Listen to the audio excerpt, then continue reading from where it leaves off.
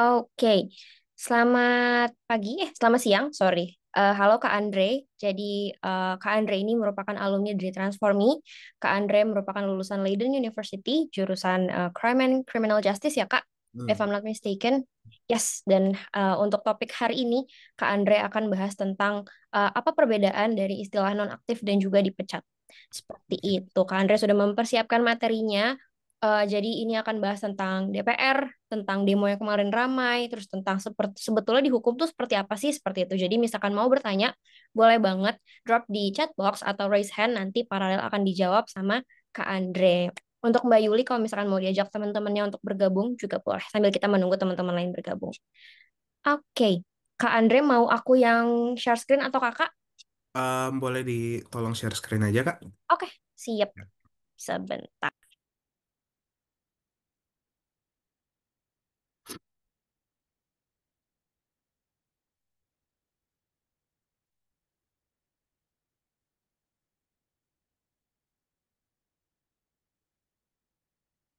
Oke, sip. Aku izin mulai ya, Kak Ayu. Oke, sip. Oke, terima kasih pertama-tama rekan-rekan semua yang sudah hadir dan juga dari Transformi yang sudah mempercayakan saya untuk membawa materi pada siang hari ini. Seperti yang diperkenalkan tadi, nama saya Andreas Calvin Tamara, SA MSc ya. Saya menyelesaikan studi S2 di Leiden University. Kemudian juga sempat mengikuti beberapa program scholarship incubator ya di Transformi tahun 2022 apa 2023 gitu.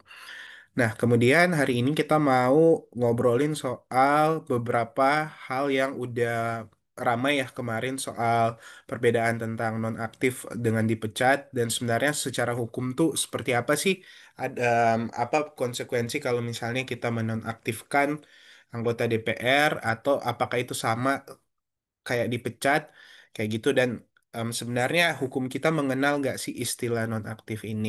Oke, kalau gitu mungkin slide berikutnya sedikit perkenalan lagi dari aku ya. Tadi lulus dari Leiden University, em, sarjana hukum dari Universitas Samratulangi Indonesia. Sekarang berprofesi sebagai advokat, practice practicing lawyer since 2021.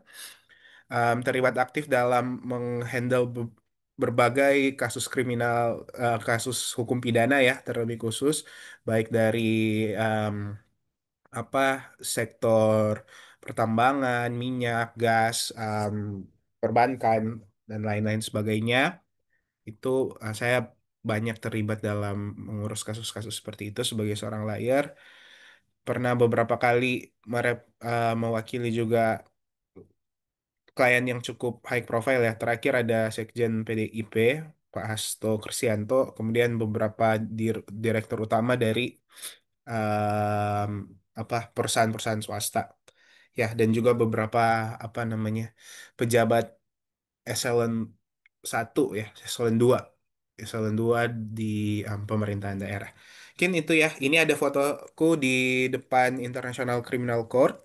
Jadi ini terletak di Den Haag dan kemarin waktu kuliah di Leiden em, diberikan kesempatan untuk mengikuti study tour di situ di mana kita bisa belajar langsung bagaimana persidangan di International Criminal Court itu. Oke, next Kak. Oke, ini beberapa foto lagi saya di sana.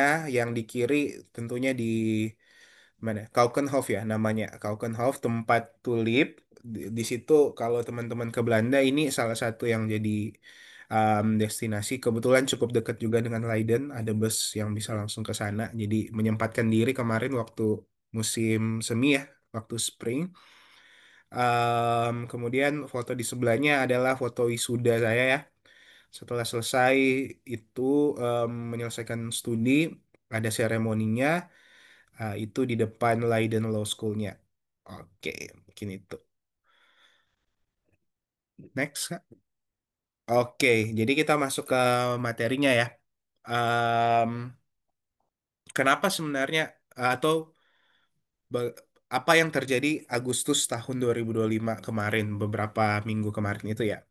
Pertama tuh jadi memang ramai ya, ada sebuah seruan aksi dari beberapa minggu sebelumnya, mungkin sekitaran kurang tahu, mungkin 10 Agustus, 11 Agustus mulai banyak ramai seruan di sosial media bahwa ayo kita akan demo untuk menolak kenaikan tunjangan DPR. Ya, demo itu dijadwalkan akan di serentak pada tanggal 25 Agustus tahun 2025. Jadi agenda utama dari demo tersebut adalah membatalkan kenaikan tunjangan DPR waktu itu dan juga ada beberapa hal-hal lain yang dibawa oleh baik serikat pekerja untuk kesejahteraan para buruh dan juga dari kesejahteraan dan ada beberapa hal yang dibawakan oleh para driver ojek online ya. Itu pertama sebenarnya. Jadi seruan aksi damai yang kemudian udah beberapa minggu sebelumnya diberitahukan, udah ramai di media massa, dan puncaknya itu pada tanggal 25 Agustus, hari Rabu 25 Agustus. Nah, ternyata setelah Rabu 25 Agustus tersebut, ini ada seruan untuk membubarkan DPR. Jadi demo ini terus berlanjut dari hari Rabu sampai hari Jumat 27 Agustus. Oh, sebelumnya, sebelum hari Jumat ini, ternyata demo ini juga tidak direspon dengan baik oleh para anggota DPR. Ya, kalau misalnya rekan-rekan ingat, satu yang membuat masyarakat sangat marah juga saat itu karena ada salah satu anggota DPR dari fraksi Nasdem bilang yang minta untuk membubarkan DPR adalah orang paling tolol sedunia. Dan itu saya verbatim ya kata-katanya, maafkan kata saya yang kasar gitu. Jadi seperti itu. Jadi ketika demo tidak digubris, bahkan dibilang orang paling tolol sedunia, kemarahan ini terus memuncak sampai pada tanggal 27 Agustus itu mulai ricuh di tanggal 27 Agustus tersebut. Kemudian malamnya terjadilah tragedi yang mungkin kita semua sudah tahu. Ada seorang ojek online em, atas nama Ahvan Kurniawan ya. Dia ditabrak oleh sebuah kendaraan taktis. Jadi kayak sebenarnya kendaraan taktis itu buat perang sih. Nggak tahu juga kenapa dipakai di demo ya. Dari dari Brimob Kepolisian Republik Indonesia. Video itu viral em, dan benar-benar semua orang tuh lihatlah banyak banget yang posting soal itu kemarin teman-temanku, semua media sosialku benar-benar full sama itu, sama videonya Avan yang dilindas. Kemudian ini yang kemudian memicu amarah masyarakat tuh jauh lebih marah lagi daripada yang sebelumnya. Sebelumnya udah marah, ini benar-benar memang nambah minyak lah ke api kemarahan dari masyarakat. Yang awalnya pertama-tama tuh hanya tertuju kepada DPR karena tadi yang mereka nggak menggubris dan kemudian tunjangan naik, sedangkan di tengah-tengah kita lagi susah ya cari duit, tunjangan mereka naik, terus kayak setelah di demo malahan cuman dibalas tolol. Nah, dengan adanya ini tuh dia semakin meluas, semakin marah bukan cuma ke DPR lagi, sekarang bahkan sampai ke kepolisian. Kenapa ke kepolisian? Karena ya kalau lihat video itu kita ngerti sih, pasti marah lah. Itu kan dia sempat berhenti ya mobilnya, tapi dilanjutin aja gitu loh. Kayak maksudnya terlihat kayak sengaja lah ketika pelintasan yang terjadi. Benar-benar waktu itu demo pecah di mana-mana. Ada dua titik ya, yang paling itu demonya di DPR dan di Makobrimob di Kuitang yang paling parah. Itu kronologinya ya. Em, Kemudian seperti kita ketahui bersama, beberapa hari benar-benar nggak aman sama sekali. Kayaknya banyak yang kantor-kantor diminta work from home juga ya. Jadi kayak benar-benar nggak aman, apalagi di em, dekat-dekat DPR atau di Makobrimob situ ya. Oke, mungkin itu dulu kronologinya. Next, Kak.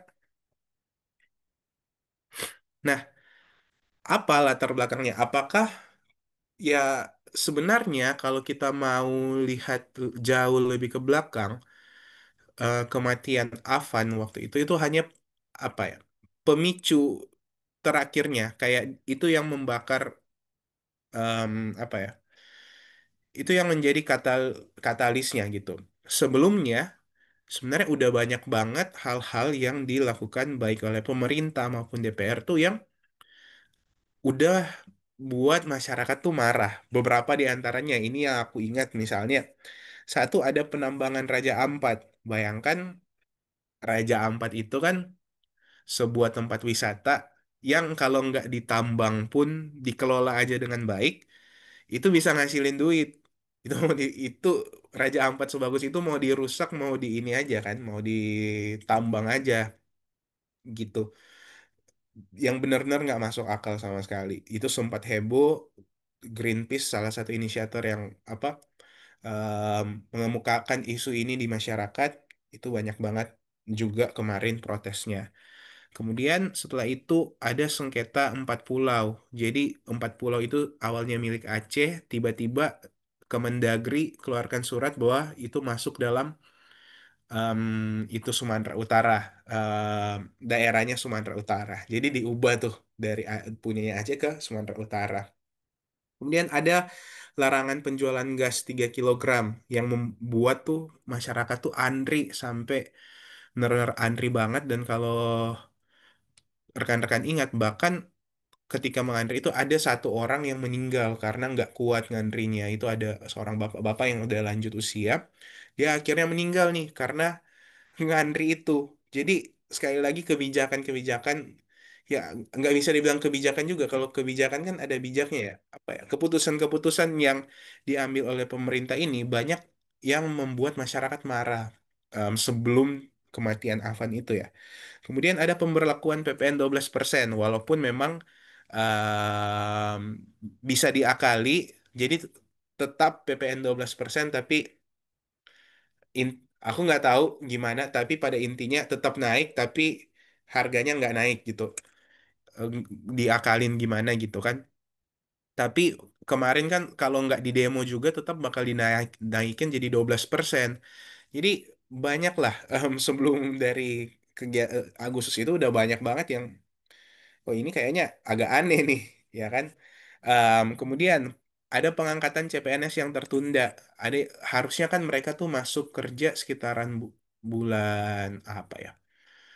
Bulan Februari harusnya udah masuk atau Maret gitu, tapi ketunda. Awalnya dibilang September, akhirnya demo, akhirnya ya udah bulan Juli atau bulan apa gitu. Pokoknya tertunda lah beberapa bulan. Ada yang udah apa namanya?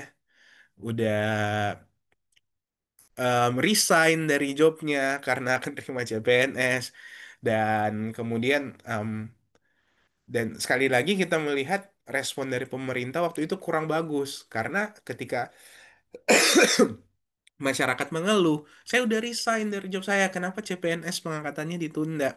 Ya, dengan gampangnya kan kepala BKN bilang, oh ya udah masuk lagi aja ke perusahaan itu kayak ya udah ini aja kerja lagi aja ya nggak gitu kita yang kerja dan karyawan swasta yang bergerak di sektor swasta tahu kalau kita udah resign nggak segampang itu untuk masuk lagi ke satu perusahaan itu keputusan yang besar gitu loh.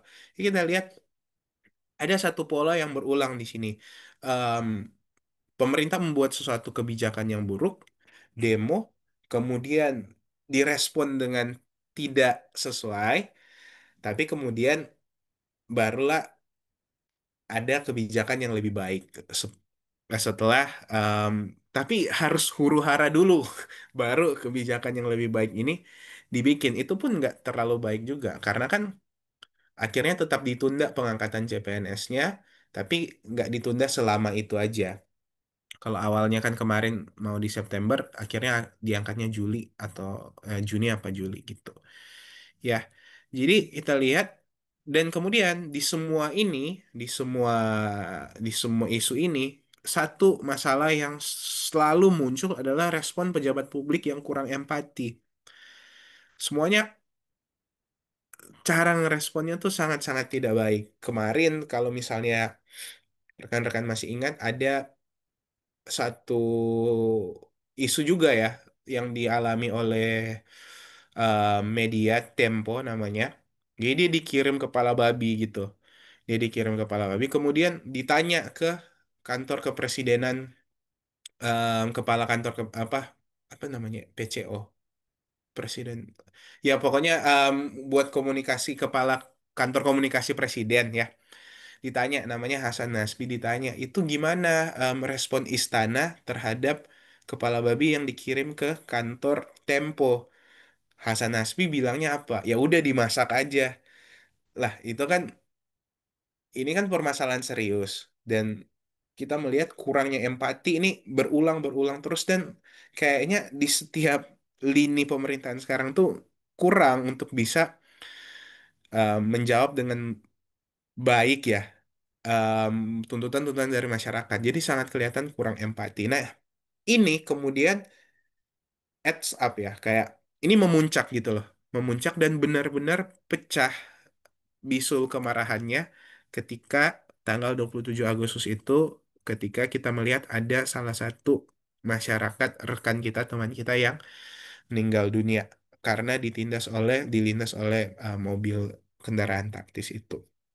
Ya, itu jadi ini nggak datang dari, bukan peristiwa semalam, em, bukan terjadi cuman karena demo kenaikan tunjangan DPR, tapi benar-benar ini suatu masalah yang sudah sistematis ya, dan benar-benar ya harus makanya benar-benar harus dibutuhkan sebuah perubahan yang berarti gitu.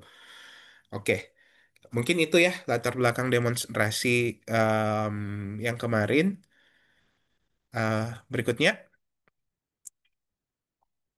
ya karena udah melihat situasi udah kacau, maka perlu respons dong dari DPR dan pemerintah. Yang paling cepat merespon waktu itu adalah partai politik dan DPR tentunya ya, karena mereka kan sasaran utamanya kan DPR sama polisi ya waktu itu. Nah, yang mengambil langkah pertama waktu itu adalah Partai Nasdem. Ya, dia menonaktifkan dua anggota kadernya, yaitu Ahmad Syaroni dan Nafa Urbach dari anggota DPR. Nah, Ahmad Syaroni ini yang bilang, yang tolol-tolol tadi itu dia ya. Dia bilang kayak gitu. Jadi langsung dinonaktifkan, dan Nafa Urbach juga karena, kalau Nafa Urbach karena dia komen soal apa ya, soal kereta api atau apa gitu ya, jalanan macet atau apa, aku lupa. Ya, jadi di surat resminya dibilang seperti ini. Terhitung sejak hari Senin 1 September 2025, DPP Partai Nasdem menonaktifkan Saudara Ahmad Saroni dan Nafa Urba sebagai anggota DPR dari fraksi Partai Nasdem. Ini kemudian sebenarnya yang menjadi latar belakang diskusi kita hari ini. Karena di situ kalau teman-teman baca ada kata Partai Nasdem menonaktifkan Saudara Ahmad Saroni dan Nafa Urba. Apa yang dimaksud dengan menonaktifkan ini? Jadi dalam hukum ada yang namanya bahasa hukum. Ketika kita misalnya bilang diberhentikan atau misalnya menonaktifkan, itu mungkin tidak berarti, mungkin artinya bisa berbeda dari apa yang kita pahami dalam bahasa sehari-hari. Ya, jadi bahasa hukum dan bahasa sehari-hari itu bisa berbeda. Menonaktifkan di bahasa sehari-hari mungkin bisa bisa jadi ya udah dipecat, atau misalnya udah nggak bisa ngapa-ngapain lagi, udah jadi nonaktif kan. Tapi dalam hukum itu bisa jadi suatu hal yang berbeda. Apa itu artinya menonaktifkan di hukum? Nah, ini yang akan kita coba pelajari setelah ini di beberapa slide selanjutnya ya. Kemudian berikutnya,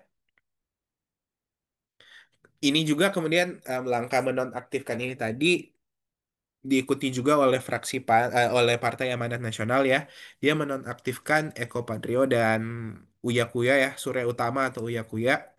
Sama kita lihat lagi kata-kata di surat keputusannya, DPP PAN memutuskan untuk menonaktifkan saudaraku Eko Hendro Purnomo dan saudaraku Surya Utama atau Uya Kuya sebagai anggota DPR dari fraksi terhitung sejak hari Senin 1 September 2025. Ya, jadi sekali lagi kita lihat muncul kata menonaktifkan di sini, dan ini sangat eh, kalau nggak salah ada satu lagi, ada dari Golkar juga, dia menonaktifkan Adiskadir ya ininya. Jadi sama, kita lihat dari tiga partai ini semuanya menonaktifkan. Oke, next.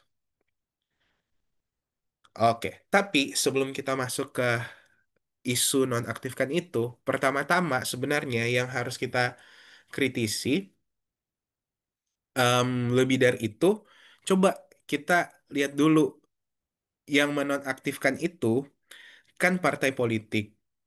Jadi sebenarnya kok bisa waktu itu kan sebenarnya kok bisa partai politik yang menonaktifkan anggota DPR? Emangnya dia bertanggung jawab kepada anggota DPR itu bertanggung jawab kepada partai politik ya?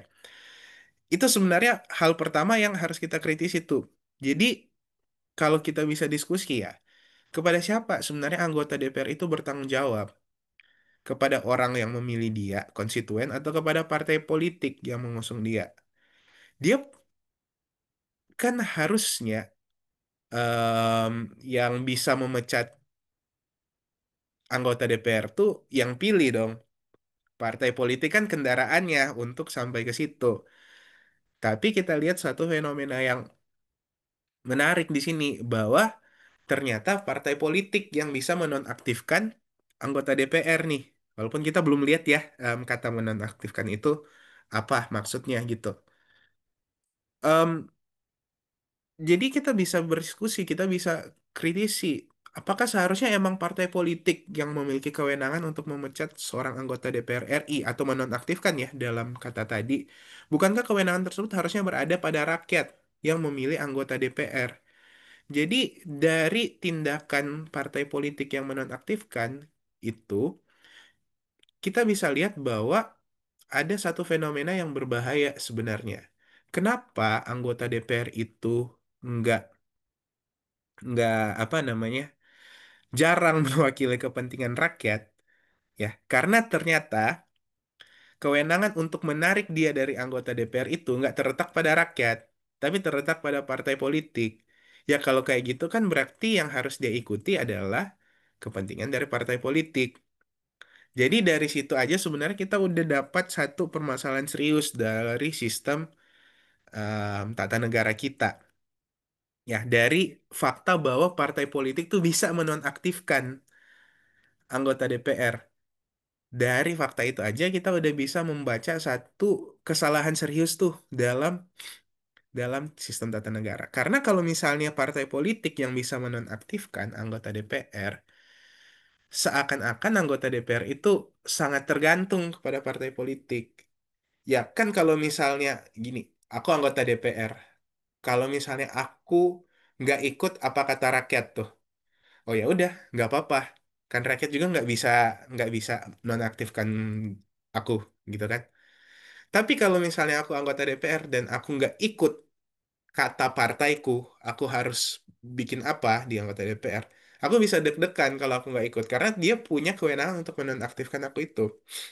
Nah, itu pertama-tama yang sebenarnya harus kita cek. Yang lebih penting kenapa aku masukkan ini di slide, yang lebih penting dari memahami apa itu menonaktifkan, kita memahami bahwa sistem ini ternyata salah gitu. Ya bodoh kalau bisa dibilang kayak menonaktifkan tuh masalah kedua ya.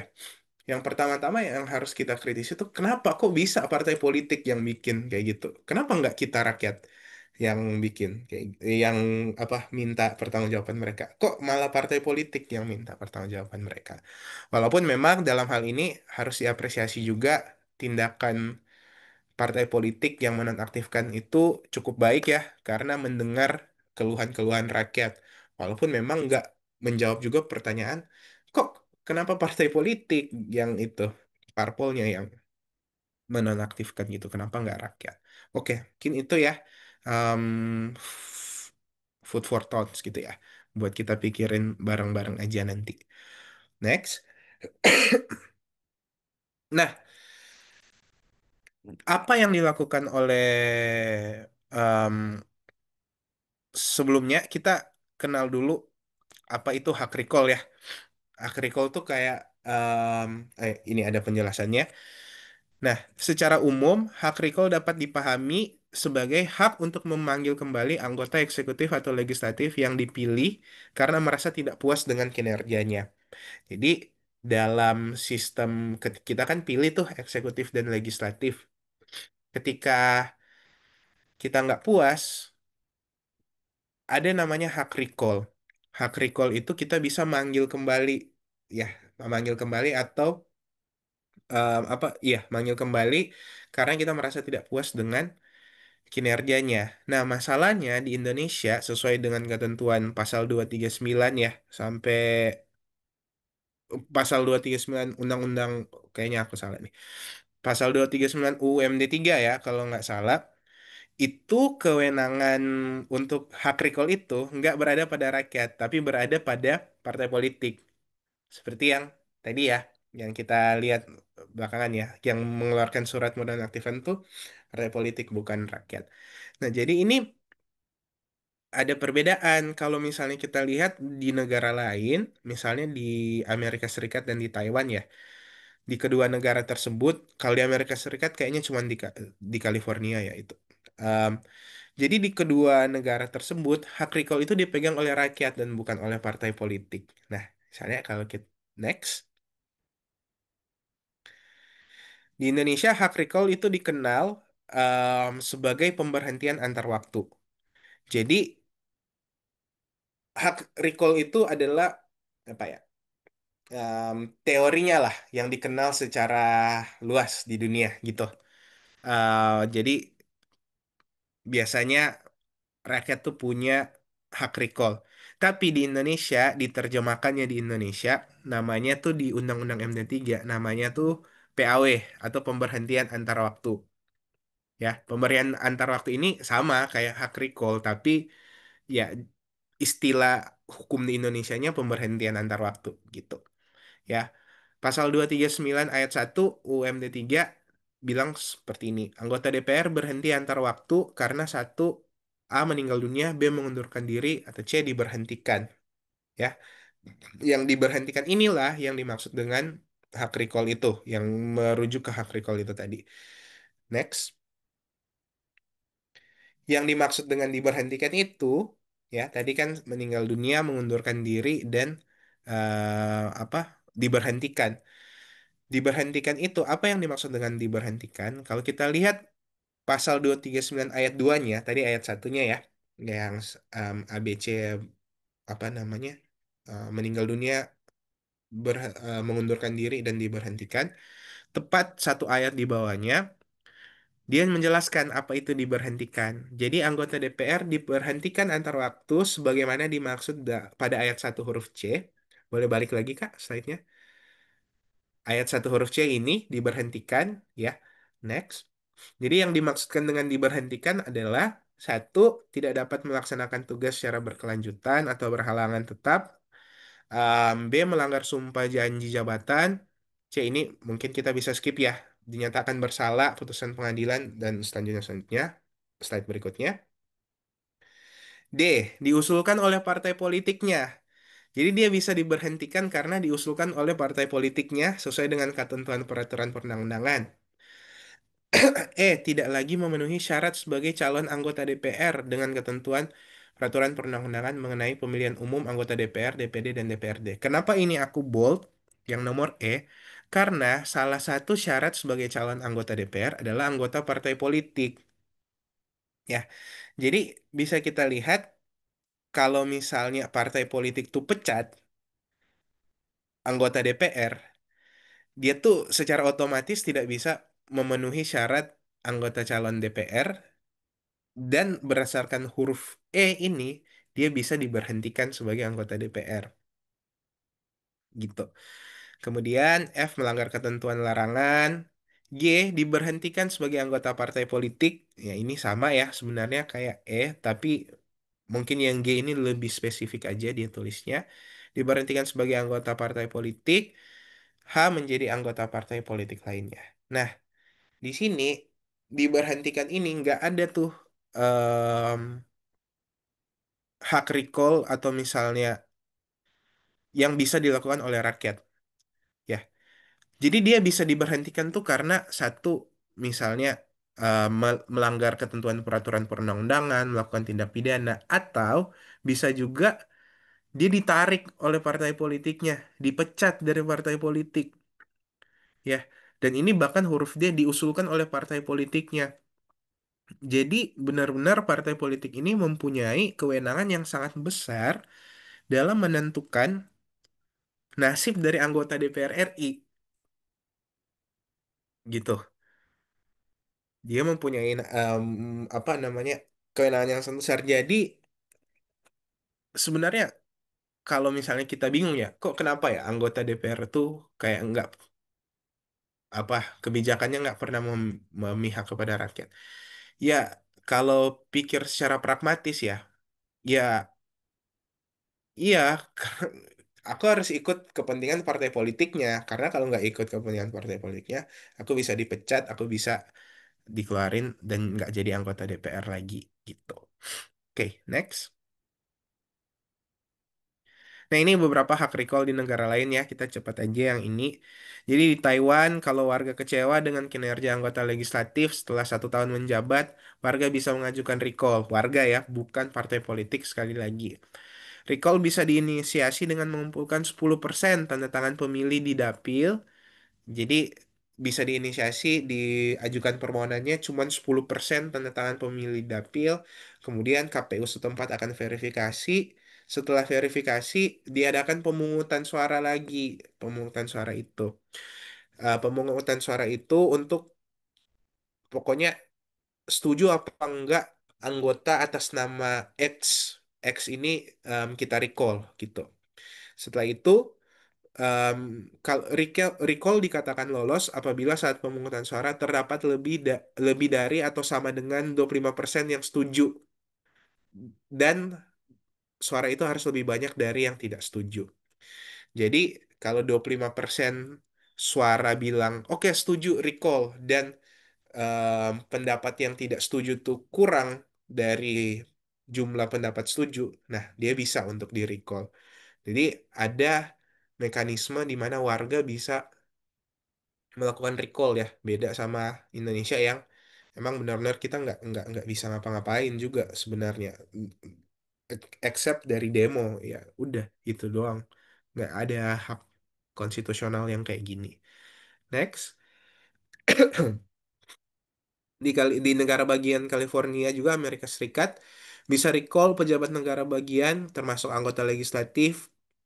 Kalau untuk pejabat legislatif butuh tanda tangan 20% dari total suara pada pemilu terakhir kursi itu. Jadi misalnya kalau untuk dapatkan satu kursi 100.000 maka mungkin 20% bisa sepakat untuk 20.000 dia bisa di recall. Bahkan gubernur ya atau pejabat eksekutif juga bisa untuk di recall butuh 12% tanda tangan yang tersebar di minimal 5 county ya. Kayaknya county itu apa? Kecamatan gitu ya. Jadi masing-masing lebih dari sama dengan 1%. Ya, inilah ada hitung-hitungannya lah gimana supaya hak recall itu bisa lolos. Kemudian kalau lolos, recall akan ada pemilihan ulang. Pada intinya adalah hitung-hitungannya, tapi yang mau aku tekanin adalah di negara lain, di itu lain, ada loh opsi untuk hak recall itu nggak dikasih ke partai politik, tapi dikasih ke rakyat itu sendiri. Ya, mungkin itu. Next. Oke, kita masuk sekarang. em, itu tadi beberapa hal food for thoughts ya untuk kita mengkritisi sebenarnya pertama-tama lebih dari permasalahan aktif, kok bisa partai politik yang ini ya. Itu tadi udah bahas panjang lebar. Kemudian mengenai non-aktif sendiri. Non-aktif itu kalau di bahasa sehari-hari apa ya? Em, mungkin kayak ya udah dia udah nggak kerja gitu atau mungkin masih terhitung sebagai karyawan tapi kayak nggak dapat hak apa-apa atau mungkin gitulah ya, aku nggak tahu ya, kita punya persepsi kita masing-masing tentang non aktif lah ya, tapi non aktif di hukum itu, jadi kan kalau misalnya kita mau baca tentang DPR tuh kita em, rujuknya ke Undang-Undang MD 3 ya, Undang-Undang tentang MPR, DPR, DPRD dan DPD gitu ya.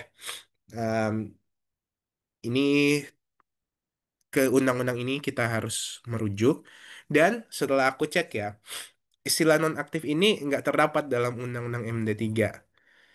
Ya, jadi nggak ada tuh satu undang-undang itu udah nggak satu undang-undang. Iya sih, satu undang-undang itu nggak ada yang bicarain soal nonaktif. Ya, Undang-Undang MD 3 itu hanya mengenal istilah pemberhentian sementara yang dapat diberikan khusus untuk anggota DPR yang menjadi terdakwa gitu. Jadi kata nonaktif itu nggak ada di Undang-Undang MD 3. Yang ada, yang paling dekat dengan pengertian nonaktif di bahasa sehari-hari itu cuman pemberhentian sementara. Dan pemberhentian sementara itu cuman bisa diberikan secara limitatif ya, khusus untuk anggota DPR yang menjadi terdakwa. Itu bisa kita lihat di mana? Di pasal 244 ayat 1 Undang-Undang MD 3 tuh. Dia bilang kayak gini, anggota DPR diberhentikan sementara karena A. Menjadi terdakwa dalam perkara tindak pidana umum yang diancam dengan pidana penjara paling singkat 5 tahun, atau B. Menjadi terdakwa dalam perkara tindak pidana khusus. Cuman ini doang.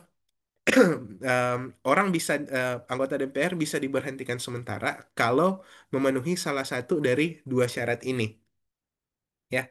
Jadi ada dua isu. Pertama, istilah nonaktif itu nggak dikenal. Kedua, istilah pemberhentian sementara yang sebenarnya paling dekat pengertiannya dengan nonaktif itu cuman bisa diberikan kepada anggota DPR yang jadi terdakwa. Oke, next dulu. Ya ini apa namanya? Apa nih? Oh, ini lanjutan dari tadi ya. Dalam hal anggota DPR dinyatakan terbukti bersalah. Ini oke, oke. Boleh kita next aja yang ini. Nah, jadi maka membuat kita bertanya-tanya, kalau nonaktif itu nggak ada di Undang-Undang MD 3, ya, dan yang paling dekat tuh sebenarnya pemberhentian sementara, dan pemberhentian sementara cuman diberikan untuk terdakwa aja. Lantas sebenarnya apa em, implikasi hukum dari anggota DPR ini dinonaktifkan gitu? Sebenarnya karena memang tidak diatur dan tidak dikenal dalam UU MD 3, secara hukum tuh nggak ada konsekuensi apapun terhadap anggota DPR RI dari surat nonaktif tadi itu yang dikeluarkan baik oleh Nasdem, PAN, ataupun dari Golkar, ya, yang dia bilang dinyatakan nonaktif ini nggak ada implikasi hukumnya sama sekali, itu nggak ada gitu. Jadi apa yang sebenarnya dia lakukan di situ? Kalau kita mau lihat bukan dari segi hukumnya ya, tapi dari ini tentu saja dugaan ya, hipotesis. Apa yang mau dilakukan? Mereka cuma mau merespon cepat aja, merespon cepat, tapi tanpa kemudian mengambil tindakan-tindakan. Jadi apa ya? Menunjukkan ke masyarakat bahwa kita mengambil respon cepat, respon tegas. Padahal sebenarnya itu tuh nggak ada ininya sama sekali, nggak ada nilai hukumnya sama sekali dari menonaktifkan itu. Karena emang dalam ketentuan hukum nonaktif tuh nggak berarti apa-apa, cuman bisa itu tadi pemberhentian sementara atau sekalian diberhentikan gitu loh. Kalau kita kalau misalnya dia tulis diberhentikan, oke. Tapi kalau dia tulis nonaktif, karena hukum tuh emang benar-benar harus strict banget sama penggunaan istilah. Nonaktif itu nggak bisa kita tafsirkan diberhentikan gitu. Jadi benar-benar harus tulisannya diberhentikan gitu. Karena itu nonaktif dan kita nggak kenal apa itu nonaktif, maka sebenarnya nggak ada implikasi hukum tuh dari pemberhentian atau penonaktifan itu. Nah, itu cuman apa ya? Cuman langkah politik aja untuk menenangkan kemarahan masyarakat, ya. Tapi sebenarnya nggak ada implikasi hukum sama sekali. Makanya setelah itu, untungnya masyarakat Indonesia nggak segampang itu ya dibodohinya, karena abis itu ditanya apa maksudnya dinonaktifkan. Em, Masih dapat tunjangan apa? Karena waktu itu kan beredar bilang kalau dinonaktifkan tetap dapat tunjangan dan gaji. Iya, tetap dapat tunjangan dan gaji. Karena kenapa? Ya karena sebenarnya nggak ada implikasi hukum apapun terhadap anggota DPR itu kalau dinonaktifkan. Ya makanya mulai nanya kan, apa maksudnya dinonaktifkan? Akhirnya syukurnya, akhirnya karena mungkin ada desakan itu ya, dan mungkin rakyat nggak bisa dibohongin-bohongin lagi kayak gitu. Akhirnya DPR tuh bikin surat keputusan. Salah satu poinnya adalah anggota DPR yang telah dinonaktifkan oleh partai politiknya tidak dibayarkan hak-hak keuangannya. Nah, dengan adanya surat keputusan ini, baru kemudian bisa, em, kata nonaktif itu ada maknanya di depan hukum gitu. Kalau dia nggak pernah keluarin surat keputusan ini, ya sampai sekarang mereka tuh santai aja, nggak ada implikasi hukum apa-apa sebenarnya, karena dari awal istilah nonaktif itu emang nggak ada nilainya gitu loh. Ya, dengan adanya SK ini, maka kemudian dia, em, ini baru berlaku hak tunjangannya itu nggak dikasih lagi, ya. Jadi nonaktif ini berbeda dengan pemberhentian sementara, berbeda dengan dipecat. Ini benar-benar satu istilah yang nggak dikenal dalam Undang-Undang MD 3, ya. Beda dengan pemberhentian sementara, beda dengan em, pemberhentian aja, ada pemberhentian sama pemberhentian sementara kan. Jadi ini benar-benar beda, sesuatu yang nggak dikenal dan nggak ada implikasi hukum sama sekali. Dia baru ada implikasi hukum setelah surat keputusan DPR ini keluar. Udah, itu aja, apa namanya, soal nonaktif ini. Jadi benar-benar sejak awal, apa ya, kalau misalnya, untungnya ini agak sulit untuk dipahami masyarakat luas dengan cepat. Tapi bahkan sampai kita udah marah pun, sebenarnya mereka masih mau aja tuh coba ngebohongin ngebohongin atau cari ininya lah, cari apa namanya, jalan tengahnya biar seakan-akan buat sesuatu padahal enggak. Jadi ya luar biasa juga sih, bisa kepikiran gitu loh sampai detik terakhir masih mau ngebohongin juga. Ya untungnya masyarakat udah nggak itu ya, udah nggak segampang itu percaya. Jadi benar-benar perlu hati-hati dengan langkah-langkah DPR ini gitu. Oke, next Kak. Oke, kemudian, em, ini kemarin aku diminta untuk bahas sedikit soal UU Ketenagakerjaan ya.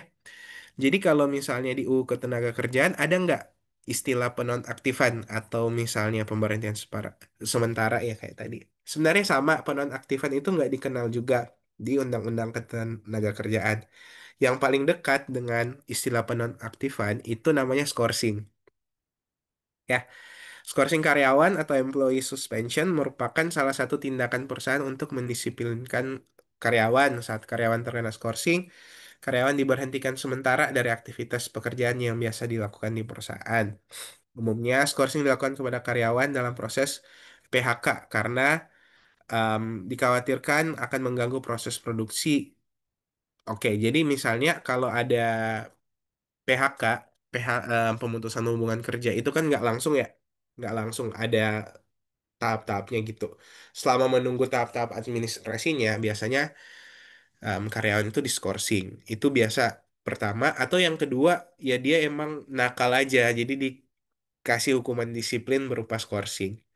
Nah, selama skorsing itu, dan next, Kak, selama skorsing itu, kalau berdasarkan pasal 81 angka, wah ini pokoknya itulah Perpu Cipta Kerja pasal 157A Undang-Undang Ketenagakerjaan, em,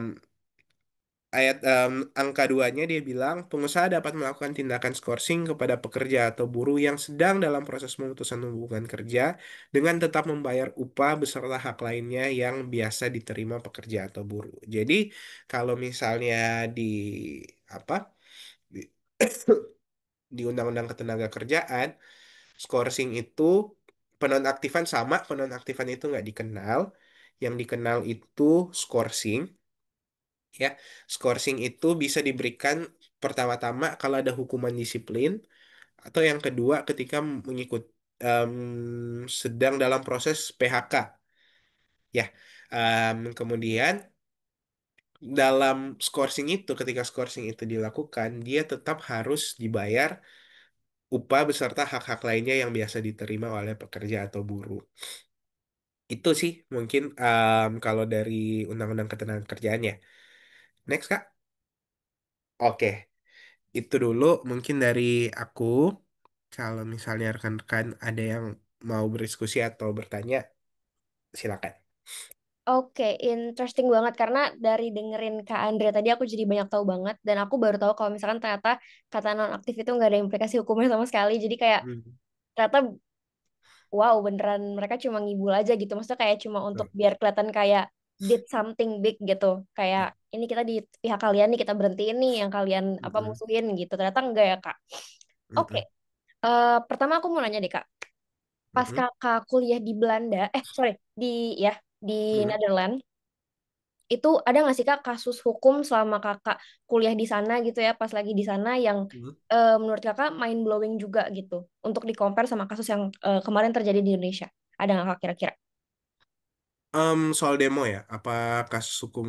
atau kayak tentang pejabat publik yang kayak terlihat agak kurang mendengarkan publiknya seperti itu. Enggak sih kalau misalnya pejabat publik kayak gitu, mungkin ada dua hal ya yang mau aku bilang, tapi aku tiga deh. Kalau soal pejabat publik yang nggak mendengarkan kayak gitu tuh, nggak ya, jarang ya kita dengar kayak gitu. Tetap mereka membuka ruang untuk diskusi,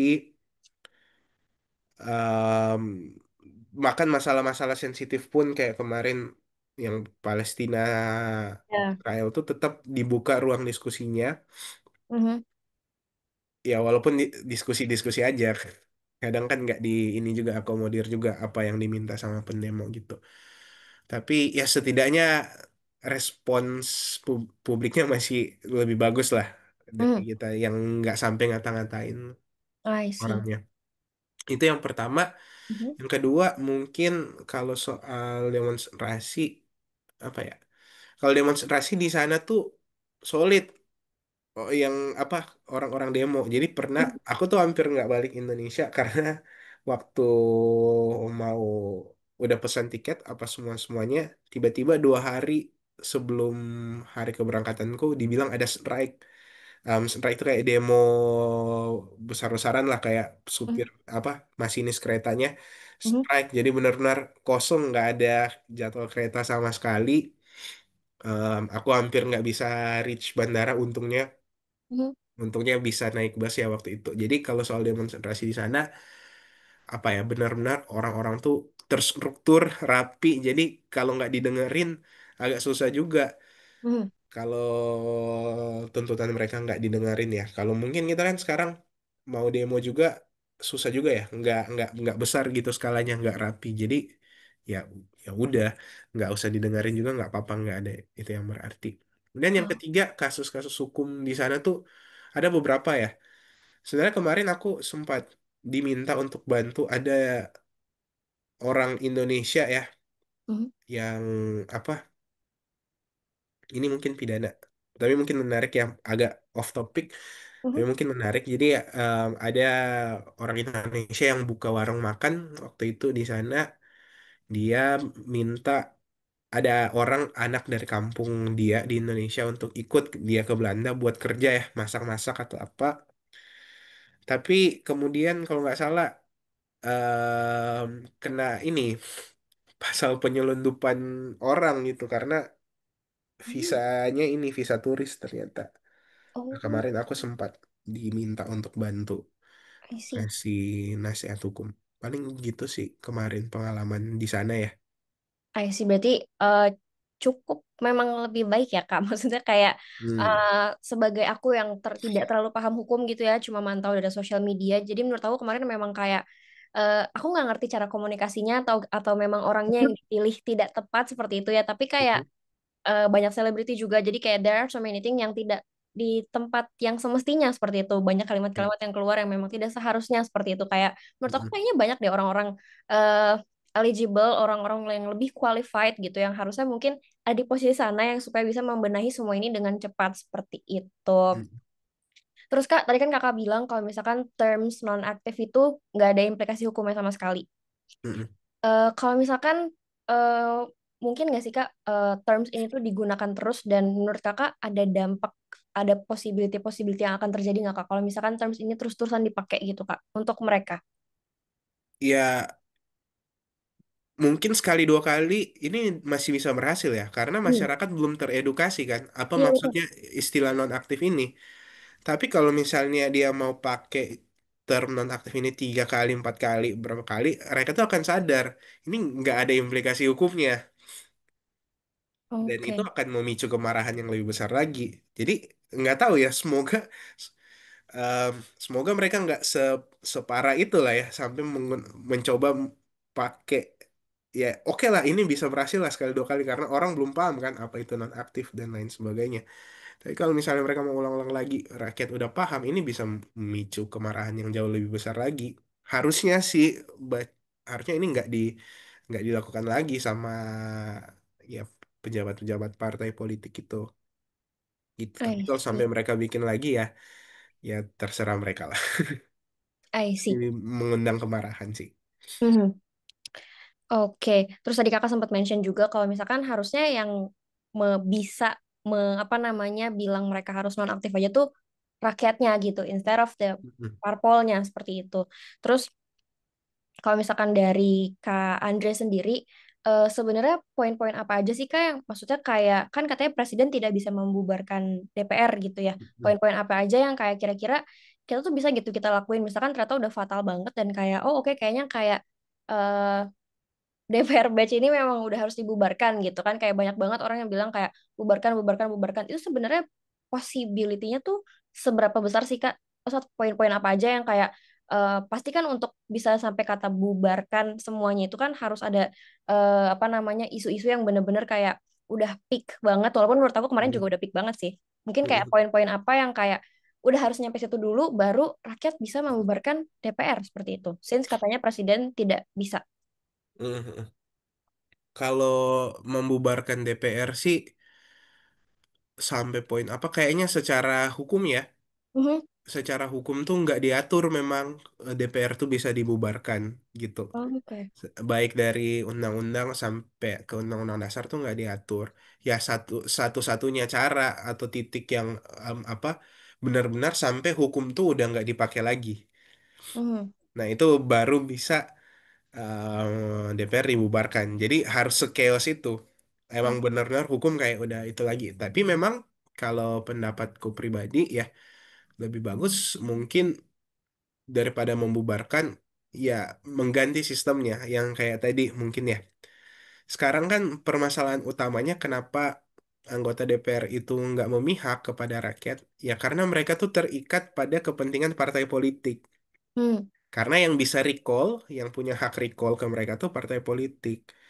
Jadi sebenarnya bos-bos yang nggak terlihat itu adalah ketua-ketua parpol dan apa namanya pimpinan-pimpinan pimpinan di partai kan sebenarnya karena mereka yang memberi komando kepada anggota DPR tuh.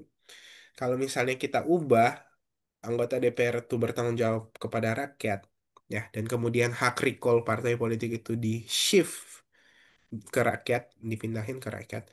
Mungkin ya, tentu ini perlu kajian lebih lanjut ya. Nggak segampang itu juga bilangnya. Pasti ada masalahnya juga kalau hak recallnya di rakyat. Tapi mungkin ini salah satu opsi yang bisa kita explore. Yang mungkin bisa kita mulai bicarain bersama-sama untuk daripada membubarkan DPR yang memang agak susah. Mungkin kita lebih gampang dan lebih visible kita ganti sistemnya aja gitu. I see.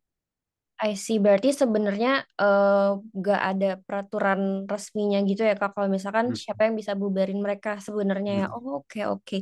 Oke, new insight for me juga. Jadi kayak soalnya aku kayak cukup membacakan kayak there are so many tweets, so many stories, so many posting gitu ya kayak tentang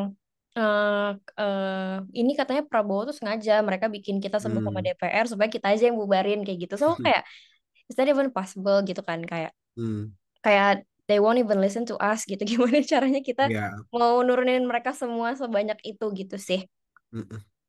Oke, thank you Kak. Terus kemarin aku juga sempat lihat tentang Nepal Mm-mm. dan ada beberapa poin-poin yang aku baca kayak "Hah, emang iya gitu. Jadi mereka katanya mereka inspired by us.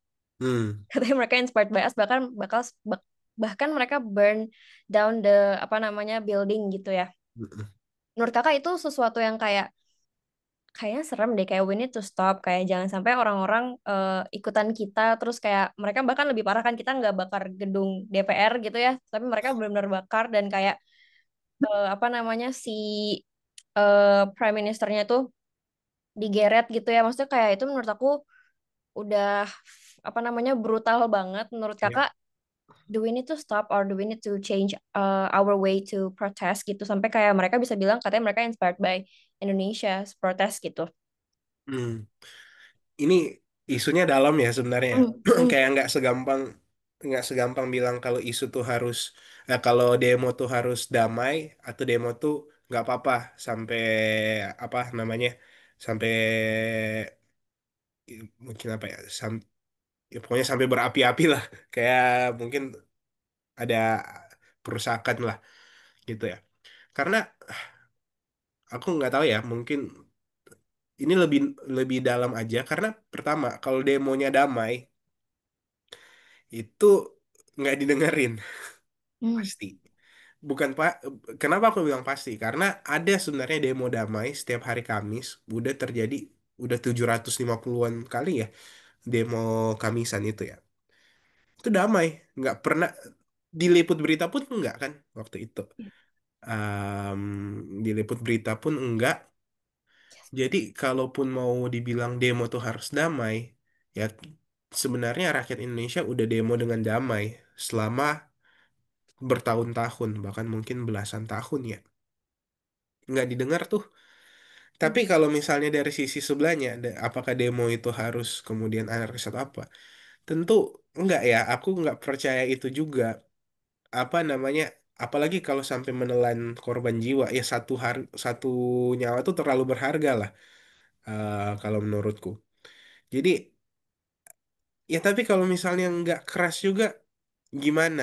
Nggak nggak didengerin juga gitu loh. Jadi ini sesuatu yang dilematis dan nggak nggak kemudian gimana ya?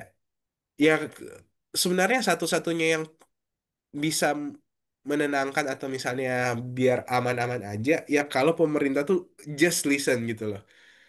Tapi emang masalahnya dari awal mereka nggak pernah mau dengerin kan. Ya itu jadi aku nggak bisa bilang juga kayak yang paling pas untuk demo tuh kayak gimana. Karena benar-benar tuh itu satu dilema yang luar biasa juga. Ya kalau misalnya nggak rusuh nggak didengerin, kalau rusuh ya it's just bad lihat vandalism sama mungkin bahkan ada orang yang meninggal gitu kan. Mm-mm. I see, cool, thank you Kak. Karena pas kemarin aku baca baca ada orang yang bilang kayak mereka inspired by us, itu menurut aku serem sih. Takutnya kayak kan kemarin aku lihatnya seperti diadu domba gitu ya. Takutnya kayak jadi makin banyak poin-poin yang kayak ini gara-gara kalian sendiri yang rusuh dilihat sama Iya. seluruh dunia. Ya mereka nyontoh mungkin karena ya kalian ngapain serusuh itu, takutnya seperti itu Mm-mm. gitu. Oke, oke. Terus aku ada pertanyaan lagi. Kalau menurut Kak Andre, dari pas kakak kuliah di Leiden, di Netherlands, pas kakak tinggal di sana juga, kira-kira ada nggak sih Kak beberapa poin-poin hukum yang mungkin relate sama kasus kemarin yang bisa diadopsi di Indonesia yang kayak mungkin kalau kita kayak gini, it will be better gitu. Hmm, mungkin ya satu tuh em, aku sempat beberapa kali juga em, lihat ya cara polisi mereka bekerja gimana ya. Menurutku jauh lebih solutif. Kayak kalau misalnya lihat orang berantem atau apa, aku juga kan pernah lihat ya cara kerja polisi di Indonesia ya. Itu kadang ngobrol pun enggak, langsung aja tak di ini kan dipukul atau misalnya di ini. Kemarin aku kebetulan mempunyai privilege untuk lihat ya cara mereka bekerja langsung di lapangan gitu. Itu mereka jauh lebih solutif. Mereka bisa diajak ngobrol, kemudian ini bagusnya gimana atau gimana, tapi nggak juga dalam tataran yang lembek gitu loh, tetap tegas, tapi bisa di reach out gitu. Nah, mungkin ini salah satu yang bisa kita adopsi ya dari itu kita di dalam institusi kepolisian kita, bahwa apa ya, tindakan-tindakan yang represif, yang mukul-mukul atau apa kayak gitu, sebenarnya tuh bisa dibatasin, sangat bisa dibatasin. Apalagi yang kemarin sampai dilindas pakai mobil kan, itu benar-benar nggak perlu, nggak necessary. Kayak kita lawan polisi itu nggak pegang senjata gitu loh. Kayak ngapain mau ini, dan senjata itu kan dikasih ke mereka untuk melawan penjahat, dan menurutku orang yang memperjuangkan haknya bukan penjahat gitu loh. Ya, apalagi kemarin pakai kendaraan taktis di tengah-tengah orang-orang kayak gitu, itu sejak awal ya mungkin kalau di sana jauh lebih ini ya, polisinya jauh lebih bisa terbuka, bisa lebih ngobrol dengan apanya, dan lebih nggak represif, walaupun mungkin waktu itu em, ya, tapi mungkin aku nggak tahu ya, karena aku lihatnya sekali aja kan waktu ini studi tour juga kan. Mungkin mereka sengaja baik, mungkin waktu aku lihat ya. Tapi mungkin itu ya, harus ada perubahan dalam cara polisi itu kasusnya menghandle kericuhan gitu. Manajemen konfliknya harus diperbaiki sih kayaknya. Ah, setuju, setuju banget Kak karena instead of mendengarkan gitu ya atau memang kayak menyadari posisi mereka adalah posisi di mana yang memang harus mendengarkan, jangan fight mungkin fight back kayak kan mereka sempat ada statement kalau misalkan kalian dilawan duluan kalian boleh melawan bahkan boleh Mm-mm. menembak dari Mm-mm. Kapolrinya. Aku sempat denger kayak press conference gitu tapi menurut aku di kasus kemarin harusnya ya dengerin dulu aja kayak gitu karena misalkan emang ternyata Mm. nggak sefatal itu mereka nggak akan demo juga separah itu menurut aku gitu Mm-mm. sih. Jadi memang kayak ada beberapa poin yang aku juga penasaran sih kayak kenapa harus sampai makan nyawa gitu dan Ya. bikin isunya jadi kayak ketumpuk ketumpuk ketumpuk gitu. Jadi kayak ada isu baru lagi gitu. Mm-mm. Oke oke. Terus kalau tadi Andre sempat mention kalau misalkan masyarakat kita tuh banyak yang belum teredukasi gitu sampai Mm-mm. ke poin tadi istilah dinonaktifkan tuh sebenarnya nggak ada implikasi hukumnya seperti itu. Terus kalau menurut Kak Andre, apalagi sih Kak dari kasus kemarin yang kayak kita tuh bisa coba untuk pelajari kayak dari poin-poin apa aja yang kita tahu supaya nanti kalau misalkan mereka mengeluarkan statement-statement yang agak kurang make sense gitu kita bisa tahu kayak oh ini nggak masuk akal sih gitu dan apakah hal-hal yang kita perlu ketahui ini semuanya terbuka lebar di internet gitu atau kayak Mm-mm. ada beberapa yang kayak eh, nggak ada kalau misalnya kita cari kayak tadi ternyata sebenarnya nonaktif nggak ada implikasi hukum seperti itu ada nggak Kak hal lain. Iya. Ya, sebenarnya apa ya yang perlu kita ketahui, mungkin secara umum, pertama ya, em, mungkin ini lebih ke arah pemikiran kritis ya. Kita bisa melihat lebih jauh daripada apa yang dibilang sama orang-orang itu, sama pejabat-pejabat atau sama apa. Bukan jangan iya, betul, jangan gampang percaya gitu. Kita harus uji dulu dengan betul apa yang dimaksudkan dengan perkataan ini gitu. Apa yang dimaksudkan dengan perkataan itu. Yang paling penting sih itu ada sikap untuk kita berpikir kritis dan sikap untuk tidak kemudian serta-merta percaya seperti itu. Jadi em, dan itu harus kita terapkan ke semua politisi ya. Kalau bisa aku bilang jangan sampai kita ada politisi favorit tuh. Itu biasanya yang bisa bahaya. Jadi kalau politisi ini yang bilang aku percaya aja. Nah, itu berbahaya ya dalam em, sistem, dalam kehidupan bernegara kita. Itu sih paling penting menurutku yang harus kita pahami. Kemudian kalau misalnya soal nonaktif atau apa kayak gitu, itu sebenarnya agak susah. Itu sebenarnya tugas dari para ahli hukum ya. Karena untuk memahami itu nggak ada implikasi hukum, untuk cari Hmm, istilah nonaktif itu di undang-undang hmm, apa yang harus kita cari, keywordnya apa, itu mungkin agak susah kalau belum mempelajari hukum. em, bisa didapat bisa, tapi apa yang mau dicari itu bahkan dari awal mungkin nggak kebayang gitu. Apa sih yang harus kucari gitu untuk ini.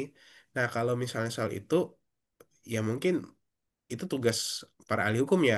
Yang bisa kita lakukan sebagai rakyat, ya itu tadi yang aku bilang, jangan cepat-cepat percaya.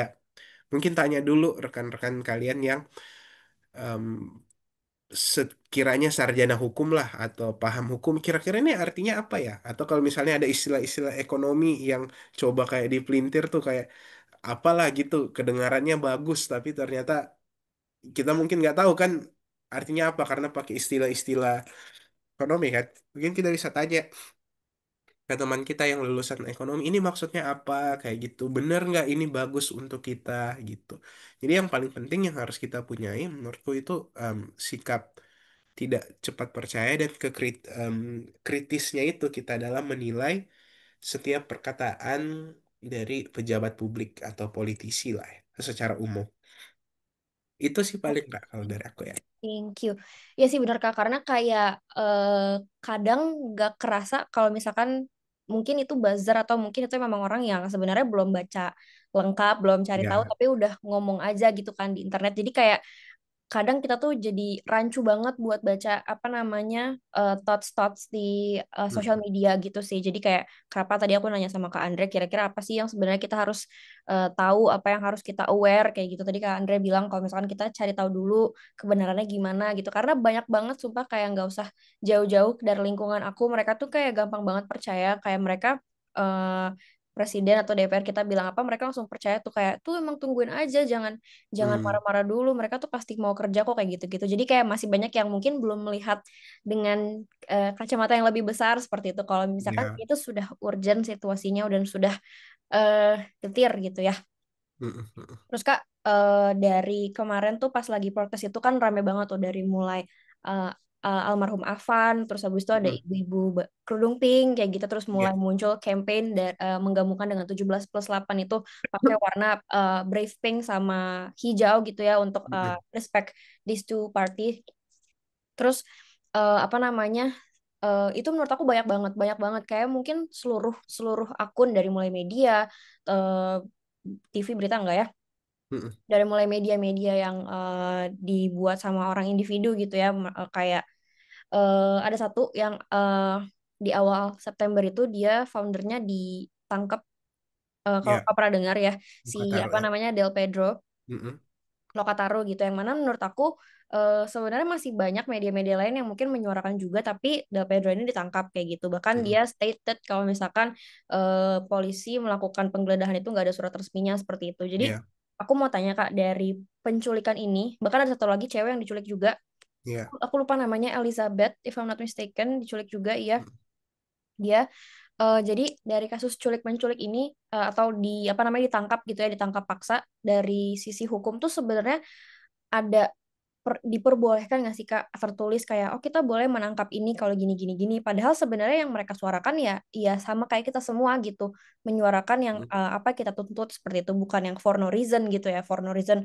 mocking the governments kayak gitu kan karena memang lagi ada isunya seperti itu terus kayak dari sisi kitanya yang kan banyak yang tulis gini kayak sebarkan karena besok bisa aja keluarga kamu atau bahkan kamu sendiri yang diculik ditangkap seperti itu jadi sempat kayak sempat apa namanya sempet kayak zaman COVID tapi ini polisi apa TNI gitu Kak yang kayak mereka tuh katanya Mm, sweeping jadi kan aku kebetulan tinggal di Depok ya, Kak ya. dan daerah sini tuh banyak kos-kosan UI kan Kak. Dan kayak Mm, banyak wanti-wanti gitu dari RT gitu-gitu kalau misalkan suruh kunci jangan pulang malam segala macam. Jadi tuh mm, suasananya jadi benar seserem itu semenjak Del Pedro diculik, terus ada satu lagi yang mm. diculik yang perempuan. Jadi kayak katanya anak UI juga ada yang di sweeping padahal dia lagi ospek tapi dikiranya mau demo seperti itu. Jadi Ya, kayak dari kitanya tuh ada nggak sih Kak kayak undang-undang atau kayak apapun dari sisi hukum yang bisa melindungi kita kayak kita tuh bisa seaman itu sebenarnya gitu. ya. Sebenarnya ada. Hmm. Ya, banyak, bukan cuman ada, banyak. Ada putusan pengadilan, ada undang-undang dasar, konstitusi kita, hak kebebasan berpendapat ada. Em, Banyak sebenarnya yang bisa melindungi kita. Dalam kasus Del Pedro kan dia cuman bilang ini kan, dibilangnya provokasi, tapi dia dibilangnya kayak em, apa? Jadi chat WA-nya tuh cuman dia bilang, ayo maju demo nanti kami bantu, kami support apa gimana gitu, full gitu. Ya support full itu kan ditafsirkan sama polisi kayak oh nanti dikasih pendanaan, dikasih apa yang dia maksud kan pendampingan hukum dan lain-lain sebagainya kan. Itu sebenarnya nggak apa-apa dan benar-benar nggak apa-apa. Itu hak kebebasan untuk berpendapat yang dilindungi. Tapi ya gitu emang suka jujur itu sebenarnya secara hukum salah. Kalau misalnya salahnya berlapis-lapis. Satu, perbuatannya memang nggak pernah bisa dipidana. Itu yang pertama.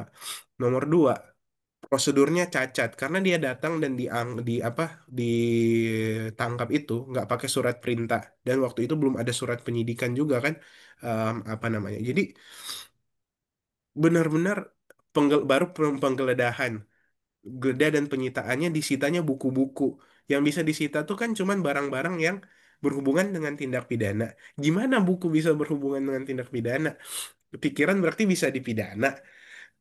Padahal kan ada asas tuh kalau dihukum pidana, pikiran tuh nggak bisa dipidana. Kecuali ada perbuatannya gitu. Jadi sebenarnya apa yang dilakukan dengan apa menculik tadi ya ada satu perempuan lagi aku lupa juga namanya sama Direktur Lokataru itu sesuatu yang salah dalam berbagai lapisan tuh salah ya tapi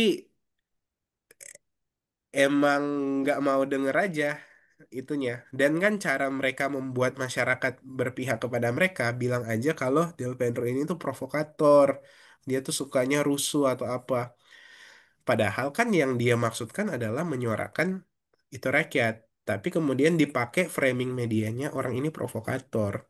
Supaya nggak terlalu ribut di dalam masyarakat. Paling kan kalau orang yang nggak terlalu paham dan nggak ikut isunya pasti dia bilang, oh iya kalau provokator ya nggak apa-apa ditahan. Kan? Padahal kalau kita tahu cerita aslinya, mungkin dia nggak ya dia cuman bilang, maju aja nanti kita bantu, kita support untuk kalian menyuarakan kan aspirasi kalian. Jadi ada nggak apa yang bisa itu kita? Ada banyak. Ada SKB 3 Menteri, SKB 3 Menteri, undang-undang, kemudian undang-undang dasar, putusan pengadilan. Tapi ya emang kadang nggak mau aja mereka lihat itu. Gitu sih, Kak.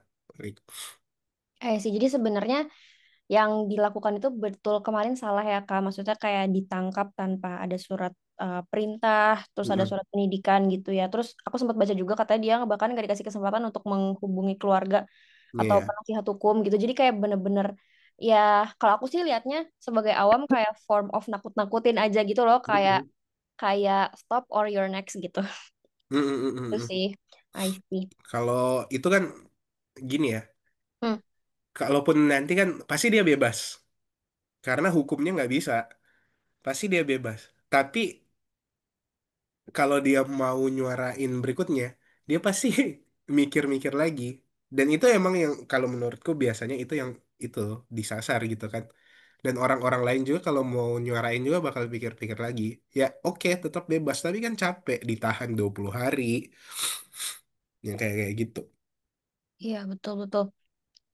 Oke, thank you Kakak. Aku kemarin ada lihat lagi. Pokoknya tiap hari kayak there's always new apa namanya gebrakan dari apa namanya Ya, pejabat publik gitu ya. Yang kemarin betul. yang DPRD Makassar, Hmm, Gorontalo, yang dia naik mobil terus dia bilang kayak ini kita ke Makassar pakai uang negara, kita habisin aja, kita rampok aja uang negara, kita habisin aja hmm, biar makin miskin gitu. Itu sebenarnya gimana sih Kak? Maksudnya kayak untuk mereka bisa di titik menjadi pejabat negara, apakah tidak ada yang train mereka untuk PR kah?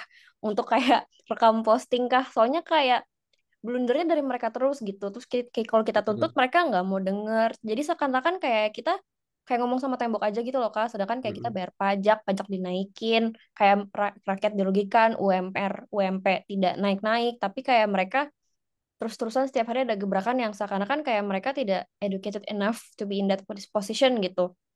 hmm. Ya karena emang dari pertama kan syarat syarat jadi anggota DPR nggak ada syarat pendidikan pertama. Ya udah terserah aja, yang penting dipilih rakyat kan. Nah itu masalahnya. Jadi sebenarnya ini masalah klasik ya. Udah dari apa namanya? Dari zaman Socrates sebenarnya. Jadi dulu pernah, kenapa kenapa Socrates nggak cocok, dia bilang demokrasi itu sistem yang buruk karena dia bilang kayak gini, untuk memilih pejabat publik itu, em, memilih pejabat publik adalah sebuah keahlian. Itu, dan karena itu adalah sebuah keahlian, kesempatan untuk memilih pejabat publik seharusnya nggak diberikan ke semua orang. Kalau kesempat kalau kesempatan memilih pejabat publik itu diberikan kepada semua orang dan ada orang-orang yang tidak kompeten, maka akan terpilih pejabat publik yang nggak baik gitu loh. Jadi prasyarat supaya demokrasi berjalan dengan baik, pemilih-pemilihnya itu harus punya keahlian memilih dulu. Itu sebenarnya, nah itu yang kita nggak pernah ada kan di Indonesia, belum pernah ada. Jadi makanya tiap kali ini terpilihlah orang-orang, kandidat-kandidat yang punya pendidikan bagus dan punya itu lebih bagus kan kayaknya banyak ya yang maju ke DPRD. Tapi mungkin yang kepilih kan yang ngetop, yang artis atau misalnya yang apa, punya uang banyak atau apa. Ya itu permasalahan demokrasi kita saat ini karena rakyat, eh, yang harus kita refleksi kenapa banyak orang yang not educated atau mungkin perkataannya ceplas-ceplos bisa terpilih. Pertama-tama mungkin karena orang yang milihnya belum teredukasi gitu juga. Jadi makanya pertama dari situ. Jadi ya satu, memang nggak ada syarat untuk orang tuh harus ada kualifikasi kayak apa, paling cuman nggak pernah dipidana atau misalnya apa yang kayak kayak gitu aja, yang standar aja untuk jadi anggota DPR. Dan kalau pelatihan-pelatihan kayak gitu kayaknya ada tapi kayaknya banyak yang nggak ikut juga deh, kayak pelatihan PR atau apa, ya paling kan cuman formalitas aja buat ikutnya, seperti acara-acara pemerintah pada umumnya mungkin ya. Tapi mungkin, ya mungkin gitu ya, tapi aku nggak tahu juga sebenarnya apa yang terjadi, kenapa nggak di inilah, kenapa trainingnya mungkin kurang lama atau misalnya waktu training nggak perhatiin baik-baik. Itu sih paling. I see. Karena ya sih betul sih Kak. Jadi it goes both ways ya Kak. Maksudnya selain Mm-mm. mereka nyalon gitu, kayak yang kita yang milihnya juga harus educated enough untuk tahu kayak Iya. ini dampaknya apa gitu. Cuma mungkin kalau dari aku sendiri pas kemarin pilpres gitu ya, pemilu atau kayak pemilihan-pemilihan gitu, aku sebenarnya lebih fokus ke eh, pusatnya gitu. Jadi aku lebih fokus Mm-mm. kayak presiden aja calon-calonnya udah gitu. Jadi kayak Mm-mm. lebih fokus ke situnya instead of mikirin yang kecil-kecilnya gitu. Jadi oke oke. Mm-mm. It's good. Berarti sekarang memang harus diedukasi both ways. Yang Iya. siapa yang bisa nyalon, terus siapa yang kita milih, kita sebagai pemilih juga harus Mm-mm. educated enough gitu ya. Kalau untuk pas Iya, nanti pas hari H nyoblos gitu kita tahu kayak ini nggak sembarangan karena benar-benar se-matters itu yang kita pilih. betul, betul. Oke, terus tadi kan kakak bilang nggak ada persyaratan gimana banget untuk orang menjadi DPR. Terus Mm. kemarin sempat ada saran dari netizen katanya kalau untuk jadi DPR itu mereka minimal S2 dan Mm-mm. harus punya TOEFL gitu ya. Menurut Kak Mm-mm. Andre setuju nggak? Karena menurut aku kayaknya harusnya memang diisi dengan orang-orang yang seperti itu deh Kak. Mm-mm. Sebenarnya iya, tapi kalau misalnya S2, kalau mau realistis ya bagus ya, idenya menurutku bagus. Dan tapi kalau mau realistis, kayaknya lulusan S2 di Indonesia nggak sebanyak itu pertama. Mungkin nggak semuanya juga pengen jadi anggota DPR. Kayak aku lulusan S2, kayaknya nggak dulu deh. Mendingan nggak apa-apa lawyering aja. Aku lebih senang di sini gitu. Hmm, ide yang bagus tapi mungkin kurang visible. Mungkin apa ya? Ehm, nggak tahu. Harus diperbaiki emang syaratnya.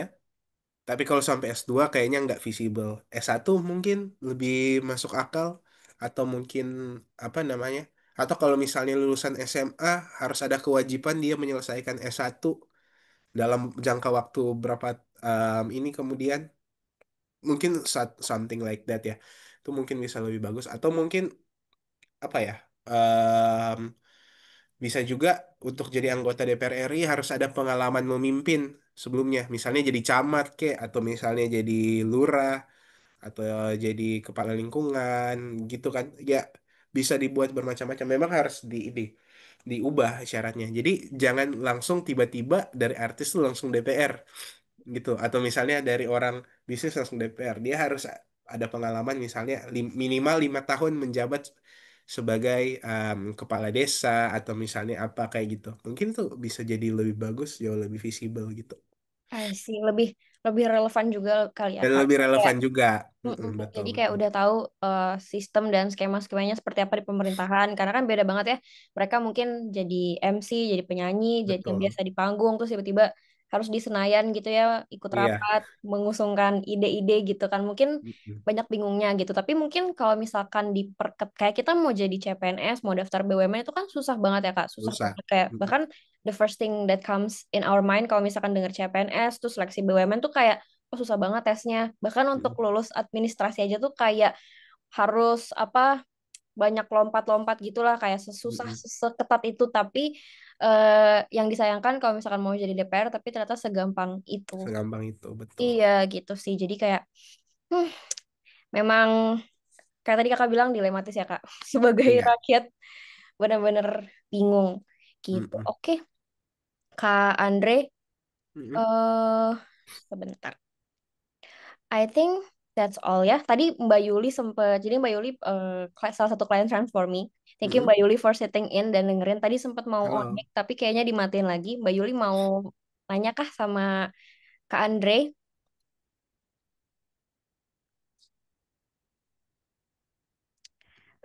Nanti recordingnya Mm-mm. akan kita sebar di YouTube dan aku akan ini aku jadi moderator tapi aku udah kepikiran kayak aku mau potong bagian mana aja karena setiap yang kakak Oke. bilang tuh benar-benar insightful. Nanti aku izin untuk up ke sosial media kita ya kak supaya kayak Oke. aku sih sebenarnya harapannya kayak dari aku mengundang Kak Andre terus nanti recording sama potongan-potongannya itu kita sebarin itu tuh Mm. orang jadi bisa lebih tahu kayak banyak poin yang sebenarnya belum mereka ketahui gitu. Kayak misalkan tadi Ya. pertama kakak bilang eh terms nonaktif itu nggak ada implikasi hukumnya. Terus kakak Mm-mm. juga bilang kalau misalkan kita mungkin yang bisa kita adopsi dari Belanda ke sini tuh kayak manajemen resolusinya seperti itu. Mm-mm. Terus kayak apa namanya untuk eh DPR yang sudah menjabat gitu ya, pejabat-pejabat publik yang sudah menjabat, tapi ternyata kita bingung kayak kok mereka kerjanya gitu sih, tapi kayak ternyata it goes both ways kayak dari kitanya pun harus juga menjadi pemilih yang educated enough gitu. Jadi Ya. kayak we know who we choose gitu. Seperti Mm-mm. itu. Jadi aku I think that's all. Aku mau ucapin terima kasih banyak sama Kak Andre sudah menyempatkan Thank waktunya you. hari Minggu Kak. Tadi pasti Kakak capek ya Kak habis dari gereja dari pagi.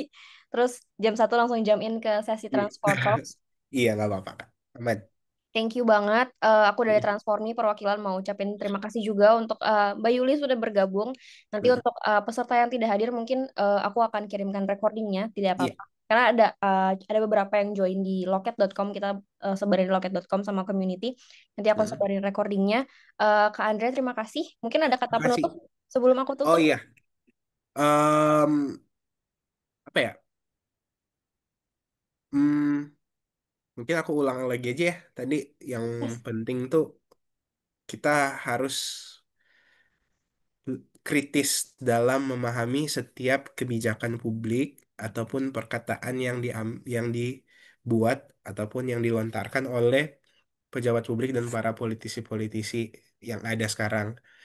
Jangan gampang percaya karena memang em, ya sama politisi emang kayaknya jangan gampang percaya deh. Kita harus kritis dengan benar-benar lihat dulu apa maksud dari satu istilah atau dari satu perkataan itu arti sebenarnya apa. Itu. Oke, Oke. thank you banget. Semoga apa namanya dari Kak Andre memberikan kita materi yang tadi sangat insightful, sangat fruitful. Terus Kak Andre juga memberikan kita food for thoughts ya Kak. Ya. Itu terms baru buat aku, tapi aku langsung kayak, oh iya, yeah, oke. Gitu. Mm. Jadi kayak semoga nanti dengan Kak Andre hadir di sini, memberikan semua pengertian ke kita, supaya kita lebih ngerti lagi, dan nanti Transformnya bisa bantu untuk menyebarkan lebih luas lagi, supaya orang-orang Mm. bisa Mm. lebih teredukasi tentang situasi yang sedang terjadi sekarang ini. Semoga tidak berlanjut, berlarut-larut, semoga cepat ada solusinya, semoga cepat damai lagi. Nah, amin. cepat aman lagi. Terima kasih banyak Kak Andre, terima kasih Mbak Yuli. Aku dari Makasih, Kak. Febri ingin mengakhiri sesi hari ini. Mm-mm. Selamat siang, have a good day. Bye-bye. Siang. Thank you ya, Kak. Aku izin Kak. live ya.